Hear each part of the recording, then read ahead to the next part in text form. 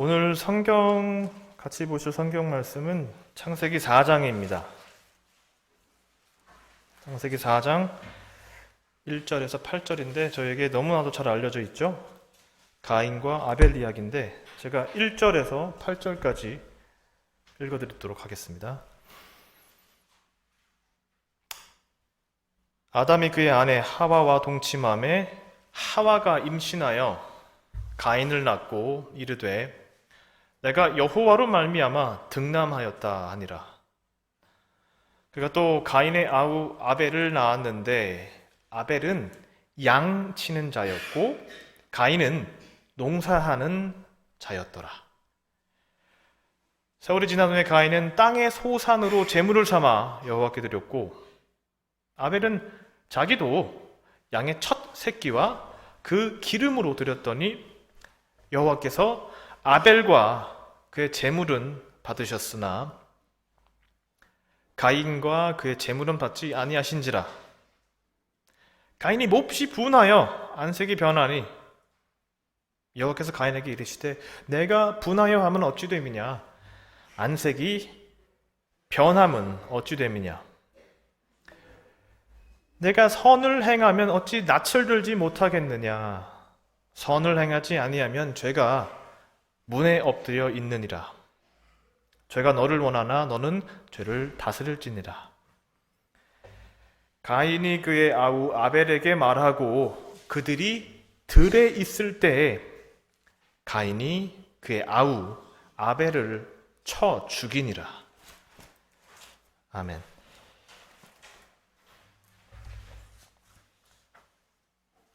가인과 아벨에 관하여 어떤 의미들을 지니고 있는지 세계 가르침 천국의 비밀 326번과 351번 읽어드리겠습니다. 부분 발췌입니다. 사랑에서 분리된 신앙의 예배는 가인의 헌물로, 인애의 예배는 아벨의 헌물로 묘사된다. 인애의 예배는 받아들여졌으나 인애에서 분리된 신앙의 예배는 그렇지 못했다. 아벨은 인애를 뜻한다. 인애는 이웃을 향한 사랑과 자비를 의미하는데 이는 자기 이웃을 자신과 같이 사랑하는 자는 고통 중에 있는 이웃을 자기 자신을 연민하듯 연민하기 때문이다. 아멘.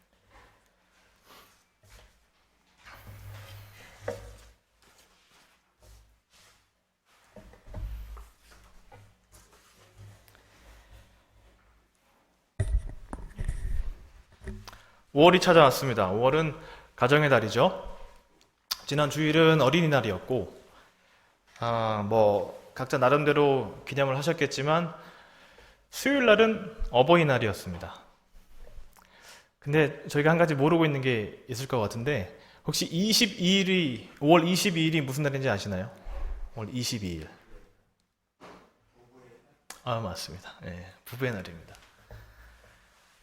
이 5월은 진짜 이 가정을 기념하고 어떤 축복을 떠올리는 그런 달입니다.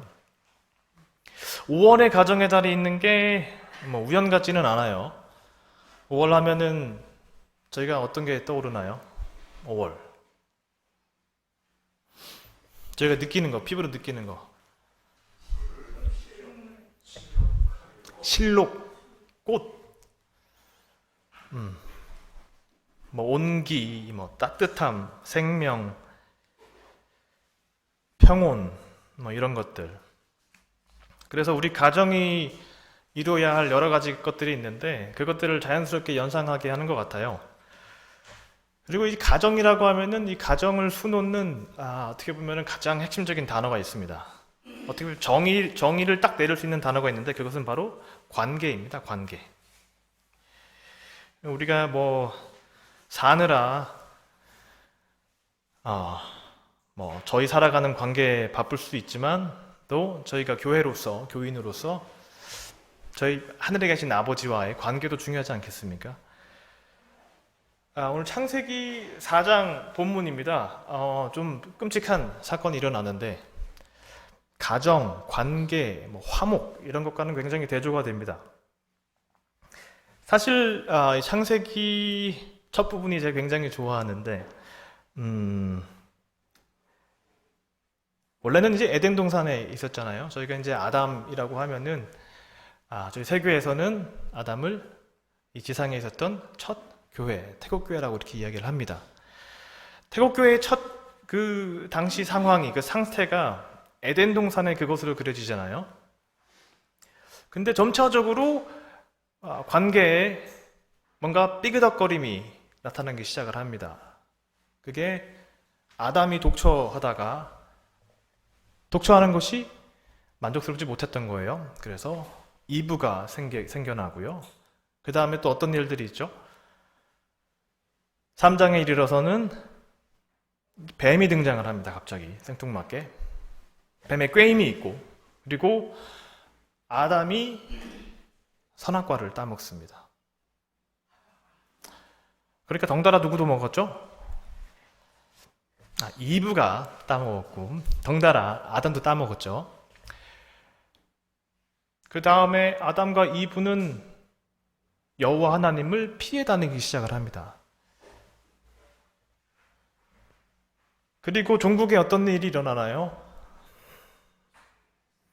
에덴 동산에서 쫓겨나게 됩니다. 그리고 나서 지금 4장에 저희가 이르렀거든요. 가인과 아벨이 등장합니다. 이 가인과 아벨이 아담과 이브 사이에서 태어났는데, 이 아담과 이브 사이에서 태어났다는 그 이 표현 하나에도 굉장히 많은 것이 담겨 있습니다. 즉 태국교회가 이 시기에 이르렀을 때 이 태국교회에게 나왔던 것이 무엇이냐? 첫째는 가인이었고 둘째는 아벨이었습니다. 그리고 가장 처음 나왔던 것, 가인은 신앙을 뜻합니다. 아벨은 인애를 뜻하고요. 자, 그런데 뭐 한 50번 정도 양보해서 창세기 2장 3장에서는 관계가 뭐 어느 정도 문제가 있었다, 어떤 큰 문제 전조가 있었다라고 이야기할 수 있겠지만, 창세기 4장에서는 이 문제 정도가 아닙니다. 뭐 내리막길을 걷는 정도가 아니고 이제 마치 더는 돌아갈 수 없는 강을 건너버린 듯 합니다. 왜 그러죠? 어떤 사건이 발생합니까? 네, 살인이 발생합니다. 뭐 성경 말씀에 온갖 살인이 다 기록되어 있어서 뭐 살인이 뭐 별거겠어 이렇게 할 수 있지만, 가인이 아벨을 쳐 죽인 사건은 성경 말씀에 기록된 첫 살인입니다. 자, 이런 것들이 도대체 무엇을 이야기하고 있는 것일까요? 뭐 태국교회의 사정을 저희가 좀 같이 나누면 좋겠지만, 그것보다는 이것이 저희 개인에게 그리고 우리 교회에게 어떤 이야기를 하고 있는지 오늘 함께 나눠보도록 하겠습니다. 자, 일단 뭐 그 전반을 좀 알기 위해서는 저희가 가인을 얘기를 해야 되겠죠. 가인, 오늘 본문에서 어떤 자라고 이야기를 하죠? 가인? 뭐라고 이야기하나요? 가인이 하는 일. 농사. 네, 농사 짓는 자라고 하네요. 네, 맞습니다. 농사 짓는 자인데, 여기 다른 표현으로도 가능합니다. 땅을 가는 자. 저희가 이제 농사 지으면 보통 이제 뭐, 괭이나 뭐, 이런 것으로, 낫으로 땅을 갈잖아요. 그래서 조금 더 정확하게는 땅을 가는 자라고 할 수가 있습니다. 그래서 가인은 땅을 갈고 나서 거기서 얻은 소산물을 가지고 여호와께, 뭐 본문에는 제물이라고 하죠. 근데 제물보다는 헌물이 맞습니다. 드린 것이기 때문에 헌물로 드립니다. 자, 근데 이 가인이 지금 창세기 4장에서 이 헌물로 드린다는 행위 자체는 어떤 것을 나타낼까요? 어떤 것을 뜻할까요? 저희 삶에 비춰보았을 때, 교회라고 했을 때, 헌금, 그렇죠? 저희가 드리는 거니까. 그러니까 일반적으로 보편적으로 얘기했을 때 예배라고 할 수 있습니다. 저희가 주님과의 관계에서 저희가 화답하여 드리는 것 있잖아요. 네, 예배를 가리킵니다. 그런데 가인이 드린 헌물 받으셨습니까? 받으시나요? 받지 않으십니다. 가인은 일단 이 말씀에는 참 여러 가지 디테일이 담겨 있습니다. 저희가 그냥 지나칠 법도 한데, 이 땅을 가는 자라고 했잖아요. 땅을 가는 자. 모르겠습니다. 솔직히 말씀드려서 제가 농사를 져본 적은 없습니다. 감자를 캐본 적은 있는데, 그래서 보통 이 농사를 하게 되면은 저희가 이 자세가 어떻게 되나요? 땅을 갈잖아요. 저희는 뭘 보고 있습니까? 땅을 보고 있습니다. 여기도 사실 굉장히 큰 상징성이 담겨져 있는데, 이 가인이 궁극적으로 뜻하는 바는 결국에는 인해에서 완전히 분리되어서 떨어져 나온 신앙인데, 그냥 그 신앙이라고도 표현할 수 없고 신앙의 교리를 뜻합니다. 자, 이제 땅을 바라봤다라는 것은 그의 태도가 어땠다는 것일까요? 즉, 세상을 바라본 것, 나 자신을 바라본 것. 그렇게 해서 경작해서 일구어내서 드렸다는 겁니다. 자, 근데 그게 어떠한 종류의 신앙의 교리일까요? 결국에는 그런 식으로 드린 헌물에는 그것이 신앙의 교리라면 거기에는 어떤 것이 있을까요? 뭐가 드러나게 마련입니까? 왜 여호와 하나님께서 받지 않으셨다라고 이야기하는 것일까요? 창세기 3장에서 선악과를 따먹죠. 아까 제가 전조라는 표현을 드렸는데, 이 교회가 내리막을 걷기 시작하는 것, 다 공통점이 있습니다. 그것은 내가 기준을 정하겠다, 내가 법을 정하겠다, 내가 신앙이 무엇인지 규정하겠다라는 겁니다. 그래서 땅을 열심히 일구어서 경작을 해서 소산물을 드리는데, 그것은 결국엔 무엇으로 똘똘 뭉쳐있는 신앙의 교리이겠습니까? 내 총명입니다. 내 총명.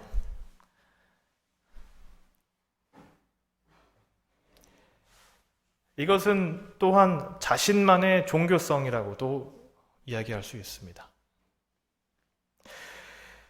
자, 그런데 이게 아주 자기애로 뭉쳐져 있다는 사실을 저희가 충분히 이 말씀에서 암시하고 있다는 걸 저희가 알 수가 있는데, 본문 말씀을 잘 들여다보면 여러 가지 감정들이 지금 나타나거든요. 어떤 감정들이 있을까요? 일단은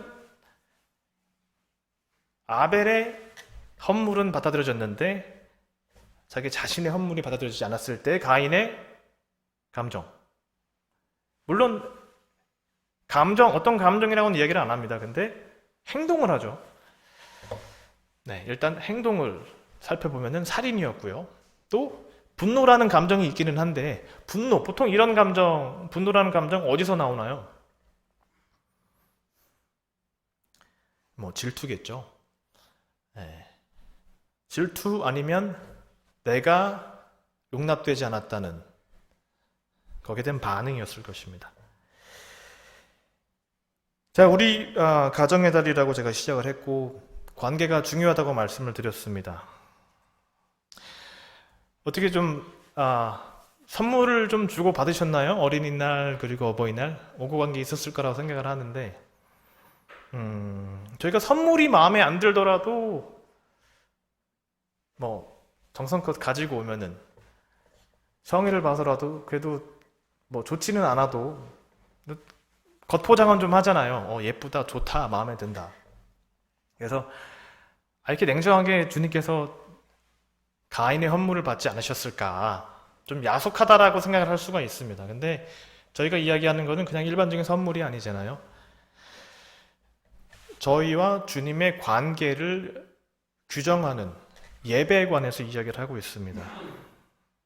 그리고 주님께서 굉장히 진실하신 분이기 때문에 받을 수 없는 것을 받으시고 안 된다, 좋다 이렇게 꾸며 얘기할 수가 없으십니다. 그 정도면 좋게 우리가 그 정도로만 돼도 함께 갈 수 있어. 이렇게 말씀하실 수 없다는 것입니다.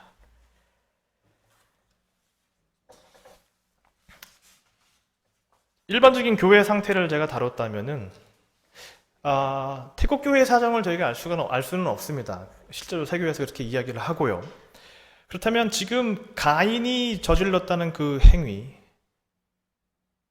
인해서 완전히 떠나버린 신앙의 교리, 오늘날 우리 교회에서 저희가 지금 이 공동체, 이 교회 공동체에 국한하는 것은 아닙니다. 이 교회에서 발견할 수는 우리 전체 교회에서 발견할 수는 없을까요? 대개는 이렇습니다. 한국에 대략 교파가 한 500개 정도 있다고 합니다. 기독교 교파가. 보통 새로운 교파는 어떻게 생길까요? 보통 내가 굉장히 특수한, 아주 특출난 방법을 지니고 있다.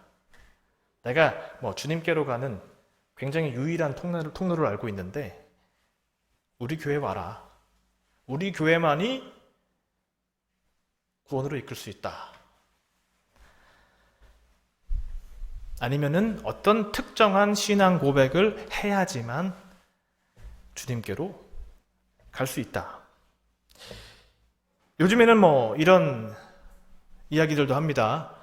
어떤 특정 성경 역본을 읽어야만 구원을 받는다. 부터 시작해서요. 제가 일일이 다 말씀 못 드리겠지만 정말 많은 이런 경우들이 있습니다. 또 우리 교회에서는 어떤가요? 우리 교회에서는 그런 일은 없었지만 혹시라도 저희가 마음속 한켠에 신앙의 교리를 규정한 적은 없습니까? 저 사람은 교회는 나오는데 사실은 우리 교인이 아니야. 그런 식으로요. 결국에는 내가 내 인간의 자기 총명으로 세운 신앙 고백과 이 교리가 유일하게 합당하다. 그것이 맞다라고 하는 모든 교회의 행태는 저희가 가인으로 대변된다고 할 수 있겠습니다. 신앙의 교리. 신앙의 교리는 몇 개가 될까요? 신앙의 교리. 얼마나 많은 신앙의 교리가 있을까요? 저는 그럼 제가 다른 식으로 질문을 드리겠습니다. 신앙이 한 개일까요? 5개일까요?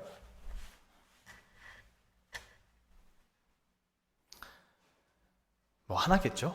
아무래도 주님께로 가는 신앙, 참된 신앙은 하나입니다. 그리고 그 신앙은 딱 한 가지로 규정이 됩니다. 마태복음 22장 34절 그리고 40절입니다. 마태복음 한번 가보실까요? 아주 잘 알려져 있는 구절이니까요. 마태복음 22장 34절에서 40절인데 제가 37절부터 읽겠습니다. 예수께서 이르시되 내 마음을 다하고 목숨을 다하고 뜻을 다하여 주 너의 하나님을 사랑하라 하셨으니 이것이 크고 첫째 되는 계명이요 둘째도 그와 같으니 내 이웃을 내 자신같이 사랑하라 하셨으니 이 두 계명이 온 율법과 선지자의 강령이니라. 자, 이 두 계명이 온 율법과 선지자의 강령이라고 그랬는데 강령이라고 하면은 저희가 한자어니까 좀 이해하기가 어려울 수도 있습니다. 근데 어떻게 이해할 수 있냐면요. 이 두 큰 계명에 다른 모든 것이 달려 있다. 제가 이렇게 이야기할 수가 있습니다. 10계명에 돌판이 몇 개가 있죠? 2개가 있잖아요. 이 안에 모든 신앙이 담겨 있듯이 결국에는 오늘 마태복음 이 본문에서 이야기하고 있는 것이 유일한 신앙입니다. 저희가 주님 사랑과 이웃 사랑을 바라보지 않는 신앙은 또는 신앙의 교리는 오늘 가인의 신앙이라고도 이야기할 수 있습니다. 인간이 뽑아낸, 인간이 경작한, 인간의 총명을 두르고 있는, 이 세상에서 삶이 중요하지 않다고 하는 종교는 없습니다. 아니, 없어야 합니다. 교회라면, 기독교라면 더 그래야 되겠죠.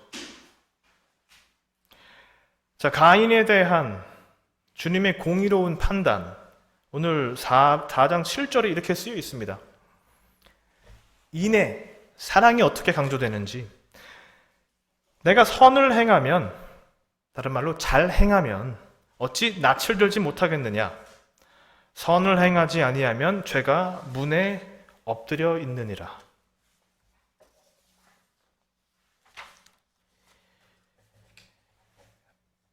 이상하리만큼 아벨의 존재감이 없습니다. 오늘 본문에서 보면요. 가인이 첫째이기도 했고요. 아벨은 간단한 소개가 되기는 합니다. 아벨은 어떤 자였죠? 어떤 일을 하는 사람이었습니까? 네, 아벨. 목자. 네, 아벨은 양치는 목자라고 소개가 됩니다. 그리고 아벨은 어떤 헌물을 드리나요? 양의 첫 새끼. 첫이란 단어가 되게 중요한데, 첫 새끼와 그 기름을 헌물로 드립니다. 우리는 저기 이제 목사, 목회자 이렇게 얘기하면은 이제 목자를 많이 떠올리는데, 저희가 드려야 할 예배, 저희가 살면서 각자 목자된 역할이 없을까요? 가정 내에서, 공동체 내에서 있다고 생각을 합니다. 목자, 이 양치는 자 또는 목자는 어떤 의미를 갖고 있을까요? 굉장히 중요합니다. 이게 저 같은 경우에 이제 목사 훈련을 받으면서 귀에 딱지가 않게 많이 들었지만, 참된 목자라면 진리를 가르치고 그 진리를 수단으로 하여서 선한 삶으로 이끄는 것.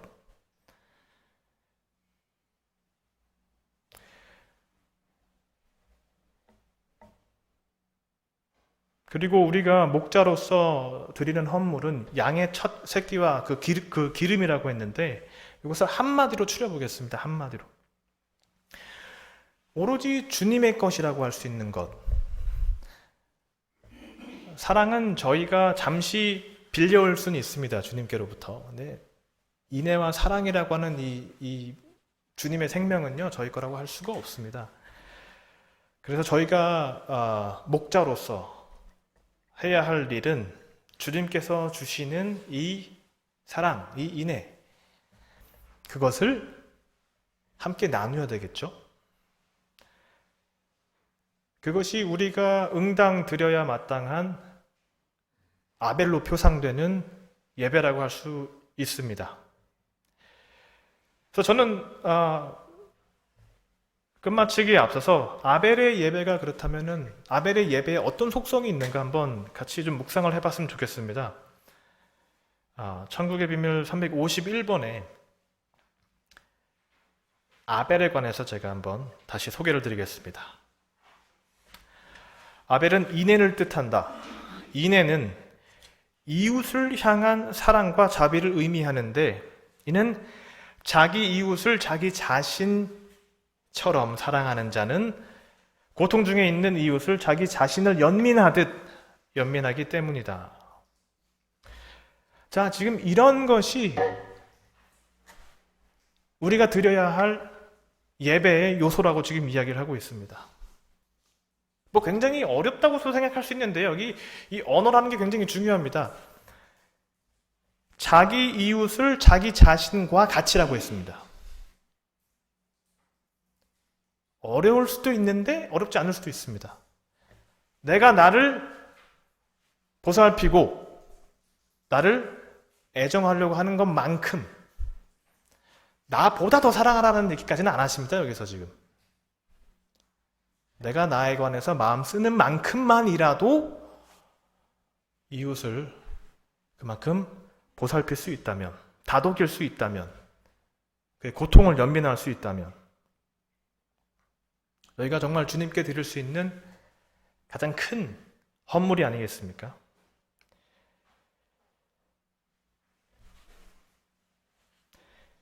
저희 각자 삶에서 돌보아줘야 되고, 가서 들어줘야 되고, 함께 말씀을 나누기도 하고, 그런 것들이 필요로 한 사람들이 다 있을 것이라고 생각을 합니다. 저희가 말씀의 문자만을 읽고 거기에 붙들려 있을 때가 있잖아요. 중요하죠. 말씀을 읽고 이해하고 배우는 것도. 근데 정말 중요한 것은 행동하는 신앙이라고 주님께서 다시 말씀하고 계십니다. 제가 2달 전에 요한계시록 설교를 했었습니다. 그때 이제 처음 사랑이 무엇인가. 정말 흥미롭지 않습니까? 창세기 처음부터 요한계시록에 이르기까지 주님께서 말씀하시는 것은 굉장히 어떻게 보면 굉장히 단순합니다. 하지만 저희가 많이 놓치고 있는 부분이라고 생각이 듭니다. 저희가 주님을 사랑한다면요, 이 교회가 주님 보시기에 합당하기를 바란다면 오늘 저희 안에 있는 가희는 몰아내고 정말 내가 주님께 드릴 수 있는 아벨과 같은 예배는 무엇인가 묵상해보는 그런 한 주가 되시기를 바랍니다. 마치겠습니다. 기도드리겠습니다.